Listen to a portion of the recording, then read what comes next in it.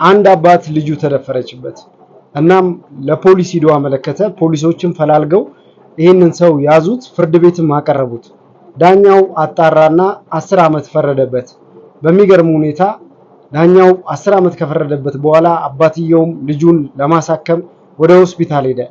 በሚገርም ሁኔታ ልጁ ግን መትረፍ አልቻለችም፣ ሞተች። እናም አባትየው በሚገርም ቁጭት በቃ በመብሰልሰል ላይ ያለ ይሄንን ሰው አሳስሬዋለሁ ብሎ ቢያስብም እንኳን ከደሞዙ ላይ ሁሌም የሚቆረጥ በየወሩ የሚቆረጥ ለዚህ ሰው ፖሊስ ጣቢያ ወይንም ለዚህ ሰው ለደፋሪው ማለት ነው በየወሩ ቀለብ ይሰፍርለታል። ግብር ታክስ እየከፈለ እስር ቤት ለታሰረው ለደፋሪው ሰውዬ አባትየው ይልካል። እና ትክክለኛ ፍትህ አባትየው አግኝቷል ብላችሁ ታስባላችሁ? እስኪ ኮሜንት ላይ ሐሳባችሁን ግለጹልኝ።